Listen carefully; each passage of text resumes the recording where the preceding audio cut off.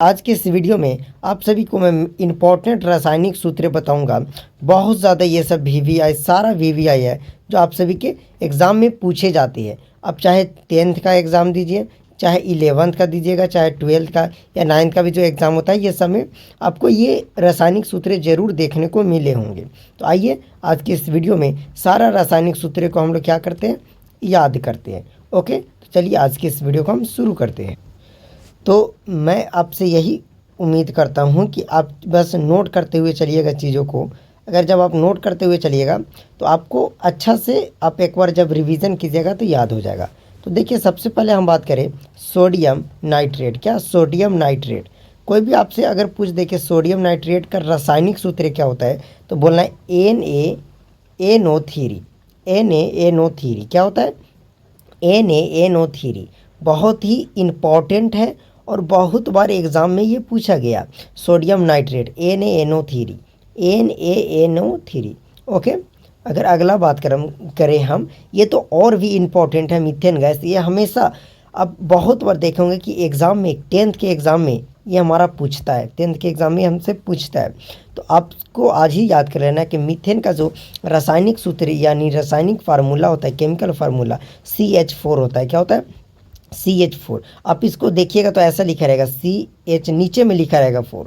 Okay, तो आप देख लीजिए, क्योंकि एडिट करने में 4 इस तरीक़ा से नहीं आ रहा था तो मैं इस तरीक़ा से लिख दिया। तो आप थोड़ा कोऑपरेट कर सकते हैं। मीथेन का जो होता है CH4 इस तरीक़ा से लिखा रहेगा। रासायनिक सूत्र आएगा तो आप इसको टिक कर दीजिएगा तो आपको 1 नंबर मिल जाएगा। ओके, अगला बात करें तो कार्बन डाइऑक्साइड, ये तो सबको लगभग याद ही रहता है। ये भी क्या है तो कुछ इम्पॉर्टेंट ही है, लेकिन ज़्यादातर पूछता नहीं है, लेकिन फिर भी आप याद कर लीजिए। कार्बन डाइऑक्साइड का होता है CO2। क्या? CO2 carbon dioxide. ओके, अब ये देखिए, ये बहुत ज़्यादा इम्पॉर्टेंट है। ये आपसे हमेशा एग्ज़ाम में पूछता ही पूछता है। 3-4 जो मैं बताया पहले, उधर मीथेन बताया, ये सब पूछता ही है। तो सल्फ्यूरिक अम्ल, जब भी आपसे पूछेगा एग्ज़ाम में कि सल्फ्यूरिक अम्ल का क्या होता है रासायनिक सूत्र, H2SO4 क्या होता है? H2SO4। H2SO4 बहुत ज़्यादा ये इम्पॉर्टेंट रासायनिक सूत्र है। मैं इसको कह सकता हूँ बहुत ज़्यादा। अगर 100% मानूँ तो ये 90% उम्मीद है कि ये आ सकता है। तो आप यार इसके याद कर लीजिएगा, सल्फ्यूरिक अम्ल H2SO4। ओके, अब calcium hydroxide, calcium hydroxide CaCO। क्या? CaCO calcium hydroxide. ये भी आपको याद कर लेना है। कैल्शियम हाइड्रोक्साइड का जो केमिकल फार्मूला होता है CaCO होता है। क्या होता है? CaCO। ओके, अब बस नोट डाउन करते हुए ज़रूर चलिएगा। अब सोडियम कार्बोनेट, क्या? Sodium carbonate. तो फ्रेंड्स, आपसे कोई भी अगर सोडियम, ओहो क्या हो गया, कोई भी आपसे सोडियम कार्बोनेट का फार्मूला बोले कि बताओ कि सोडियम कार्बोनेट जो होता है उसका केमिकल फार्मूला क्या होता है, NO2CO3। क्या? Na2CO3 जो होता है वो हमारा सोडियम कार्बोनेट का फार्मूला होता है। आई होप कि आपको बहुत ही बेहतरीन तरीक़ा से सारी चीज़ें समझ में आ रही होंगी। देखिए, इसमें समझना क्या है, इसमें तो आपको चीज़ों को याद करना है। क्या करना है? याद करना है, जो आपके एग्ज़ाम के पॉइंट ऑफ व्यू से बहुत ज़्यादा इम्पॉर्टेंट है। ओके, अब बात करें सिट्रिक अम्ल। क्या? सिट्रिक अम्ल। सिट्रिक अम्ल का जो केमिकल फार्मूला था C6H8O7। याद कीजिएगा, इम्पॉर्टेंट है। C6H10O7। क्या? C6H8O7। यार देखिए, आप इसको ऐसे याद कीजिए। देखिए, 6 है, 7 है और बीच में क्या है? 8 है। C6, C से 6, H से 8, O से H। याद हो रहा है? थोड़ा यार ट्रिक भी आप अपने मन से लगा सकते हैं। तो मैं ट्रिक नहीं बता रहा हूँ, मैं बता रहा हूँ सीधा से ट्रिक। अम्ल का फार्मूला कोई आपसे पूछ दे, C6H8O7। ओके, फास्फोरस अम्ल। क्या? फास्फोरस अम्ल का जो केमिकल फार्मूला होता है, रासायनिक सूत्र, वो क्या होता है? तो H3PO3। H3PO3। ओके, H3 क्या? ओ भाई साहब इधर आ जाओ। H3PO3। ओके, किसका? फास्फोरस अम्ल का। किसका? फास्फोरस अम्ल का जो रासायनिक सूत्र H3PO3 होता है।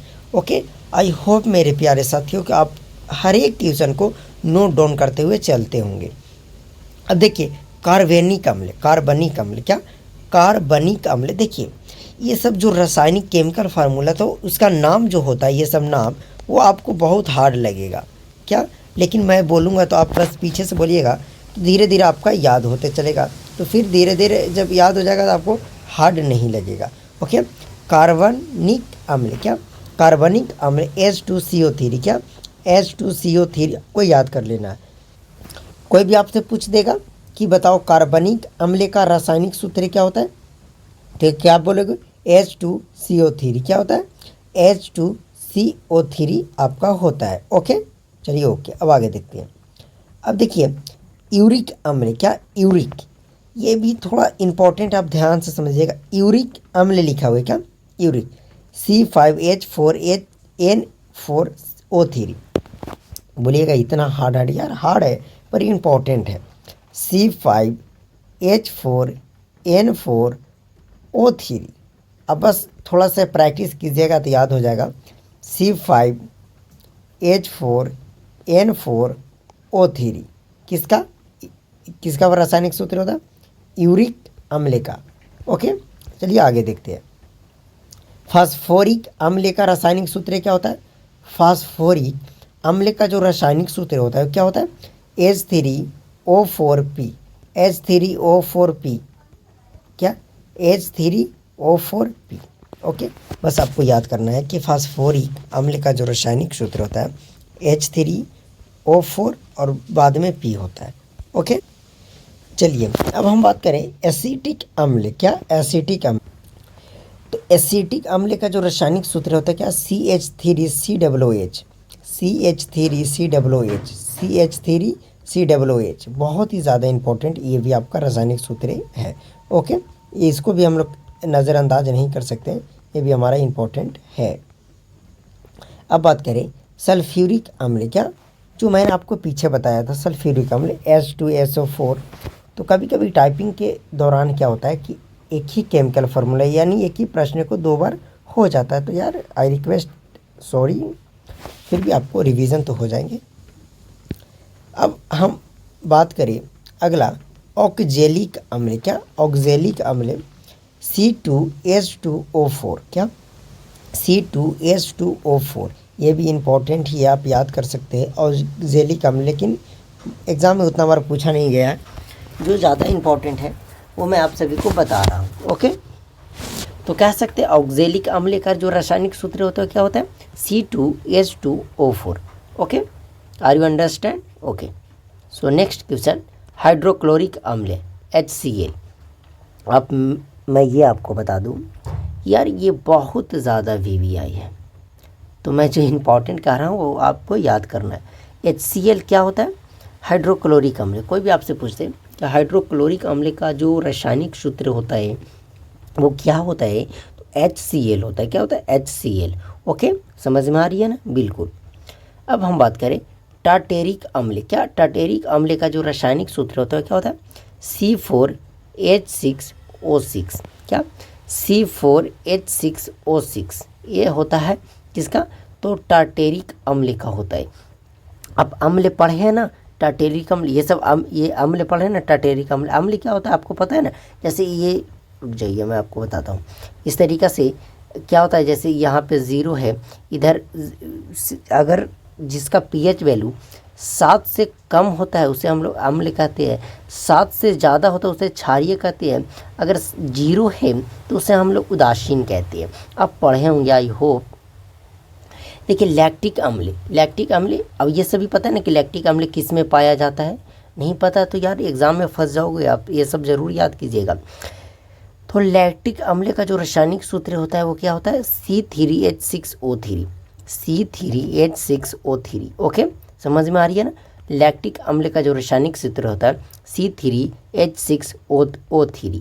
ओके अगला बात करें नाइट्रिक अम्ल क्या, नाइट्रिक अम्ल HNO3, HNO3, नाइट्रिक अम्ल का जो रासायनिक सूत्र होता है क्या होता है, HNO3। क्या होता है मेरे साथियों, HNO3।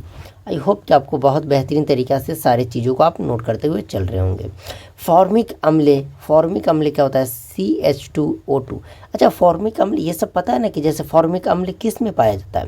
तो जैसे चींटी है, अगर वो हमें डंक मार दे तो उससे जो हमें लहर देता है उसमें फॉर्मिक एसिड पाया जाता है। ये सब तो आपको आई होप कि याद ही होगा, नहीं याद है तो मैं उसके लिए भी एक वीडियो बनाऊंगा कि किस में कौन सा अम्ल पाया जाता है, बहुत ज़्यादा वो भी इम्पोर्टेंट है। ओके, आई होप कि आपको बहुत ही सारा चीज़ें समझ में आ रहा होगा। अब मैं आपको कुछ थोड़ा सा क्वेश्चन टाइप करके लाया हूँ, थोड़ा सा रिवीजन कुछ कराता हूँ। ओके, सो फ्रेंड्स, मैंने चाहता था फिर भी मुझसे ये क्वेश्चन मैं टाइप कर दिया हूँ तो सोचा कि आप सभी के बीच बता देता हूँ। देखिए, लाल सबसे पहला है कि थोड़ा पेन का कलर मैं चेंज करता हूँ। लाल दावा का रासायनिक सूत्र क्या होता है? लाल दावा का रासायनिक सूत्र क्या होता है? KMNO4। KMNO4। ओके, लाल दावा का रासायनिक सूत्र क्या होता है? KMNO4। ओके, अगला है पोटेशियम नाइट्रेट का रासायनिक सूत्र क्या होता है? तो KNO3। क्या होता है? KNO3। ओके, और देखिए थोड़ा सा, अब मैं आपसे कुछ पूछता हूँ। जैसे देखिए, दही में किस प्रकार का अम्ल पाया जाता है? ये आपको बताया। तो दही में कैसा अम्ल पाया जाता है?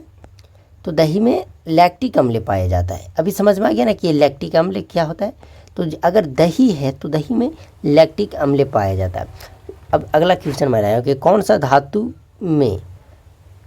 धातु जल में डालने पर तैरने लगता है?